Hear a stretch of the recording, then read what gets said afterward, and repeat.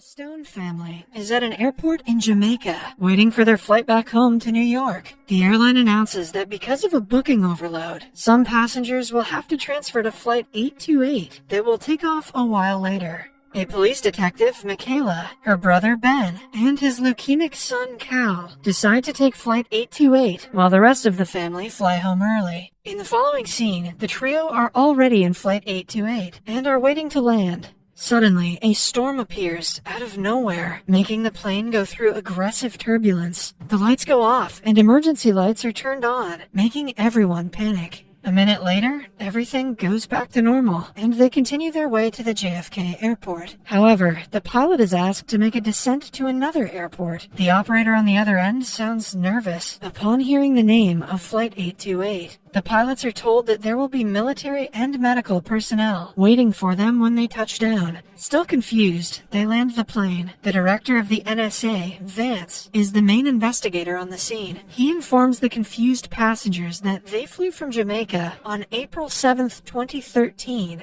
but the current date is November 4th, 2018. Everyone on the flight has been missing and presumed dead for the past 5.5 years. Then, we are taken back to the day they were at the airport. The daughter, Michaela, is a detective in the New York Police Department. She looks at her family and thinks about how stressed they are behind their happy faces. Her brother Ben and his wife Grace have been married for 15 years and are still in love. They have a pair of twins, Cal and Olive. Cal was born with leukemia and has been given 6 months to live. And Olive has a terrible name. Ben and Grace are always worried about their son, helplessly trying to find a way to save him. Then there is Michaela's mother, who is asking her to take a step forward in life and get married. Michaela was recently proposed to by her long-term boyfriend, Jared. She is taking time to give him a reply because she is still recovering from the trauma of something that happened recently. Back in the present, the passengers think this is some kind of sick joke, but they soon realize Vance is being dead serious. Upon further investigation, it is clear that the passengers haven't aged a single day since the departure.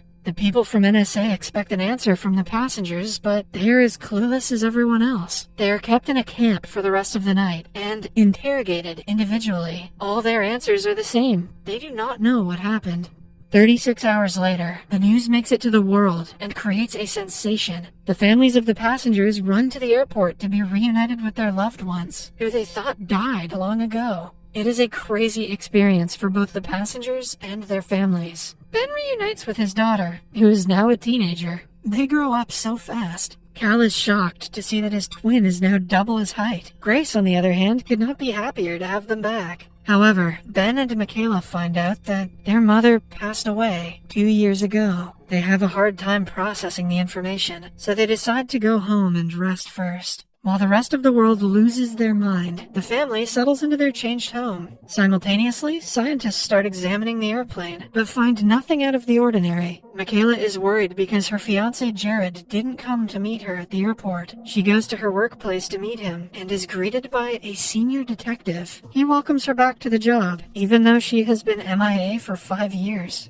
Other than the return of Flight 828, the news about 2 girls being abducted from their backyard has also made television. Jared is the lead detective on the case and is very busy. Upon meeting him, Michaela finds out that it is not the only reason he didn't come to meet her. It turns out he married her best friend, Lourdes, last year. Michaela is shocked because Lourdes is a terrible name, and because to her, it has only been 2 days since she and Jared were engaged. The first thing Ben does upon returning home is take Cal to the doctor. Over the years, researchers have found a way to treat his leukemia, which means he can live more than 6 months. The couple can almost not believe the news. Meanwhile, Michaela is returning home on a bus when she hears a voice asking the driver to slow down. The voice is so strong that she yells at the driver and saves a kid's life right before the bus is about to hit him. Then, we are introduced to a medical researcher named Savi. She was also on Flight 828 and is returning to her workplace after 5 years. The research she submitted right before her disappearance has been in practice for the past 2 years and has cured cancer. Her coworkers throw her a surprise party, welcoming her back. The next morning, Michaela goes on a run and comes across 2 dogs barking at her from inside a gate. She hears the calling in her head for the second time. This time, the voice asks her to let them free. She thinks about it for a second before continuing to jog. Hours pass and it gets dark, but the voice doesn't go away.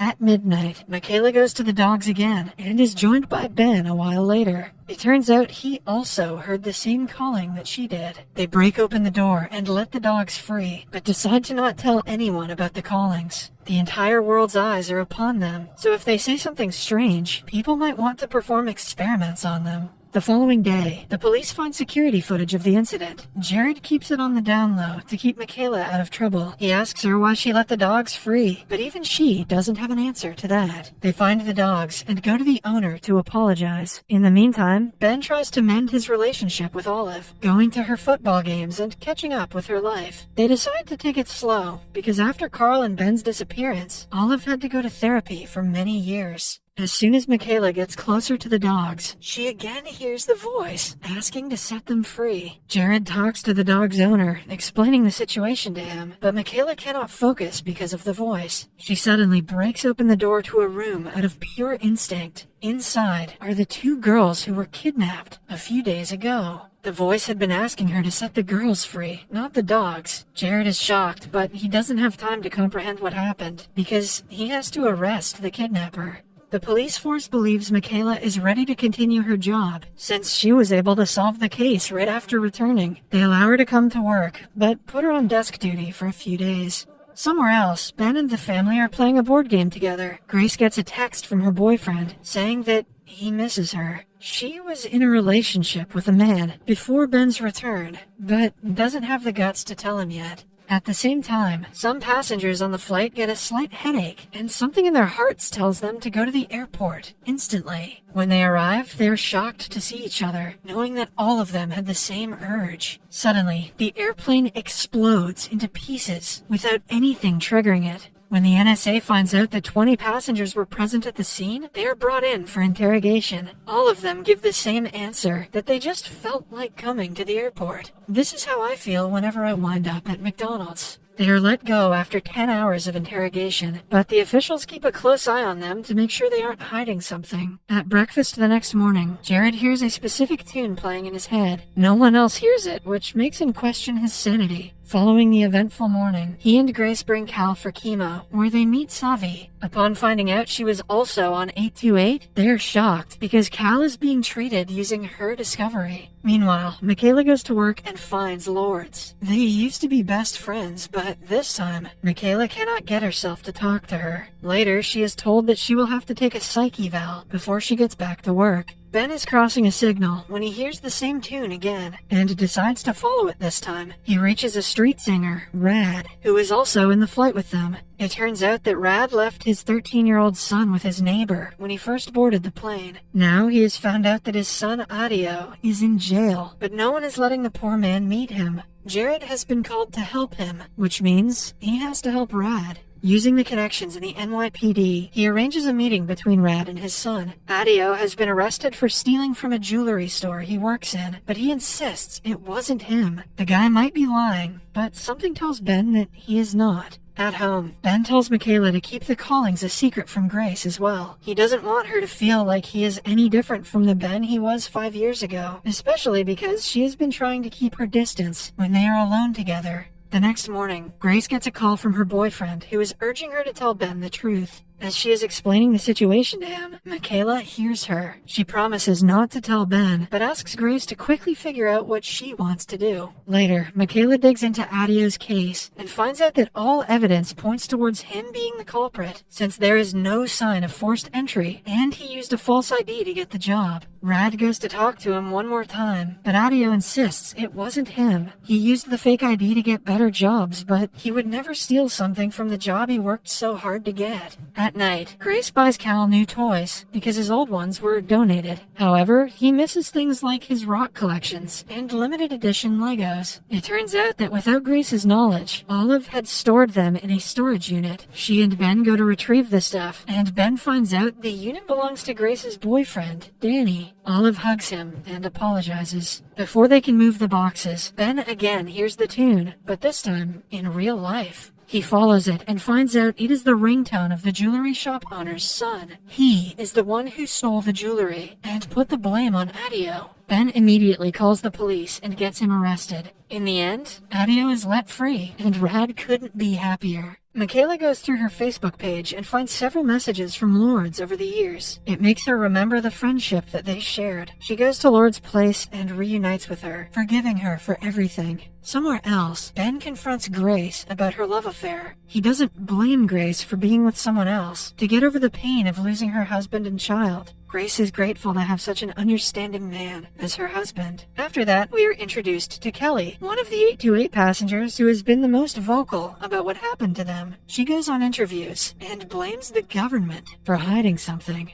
Then, when she is watching the news at night, someone shoots her dead. In just a few hours, her house is surrounded by police. Ben also finds out about it through the news and asks the family to be careful of strangers because the death might have been related to her being a passenger. He gets a call from Savi, who says that she's found an undiscovered protein in Cal's blood that wasn't there before the return. They decide to keep it a secret before she can do more research to find out what exactly it is. Following the call, Michaela and Ben go to Kelly's house to investigate the murder. However, they are interrupted by Vance, who kicks them out because the matter related to Flight 828 is a matter of national security. Outside, they meet Kelly's husband, Taylor, who says that his wife had a calling yesterday. Before they ask him more about it, he walks away. Michaela has also been hearing the phrase, "own your truth," repeatedly in her head. She hears Kelly say the same thing in her interview and realizes that she is meant to find Kelly's killer. Later, she and Ben go to talk to Taylor, who is preparing for the funeral. He thinks that Kelly was killed because of the interviews, and so does the maid. When they start to receive guests, the siblings see themselves out. However, this reminds Michaela of her friend Evie's death. A few months before the disappearance of the flight, Michaela was in a car accident with Evie. Evie died in the crash, and since Michaela was driving, she never forgave herself.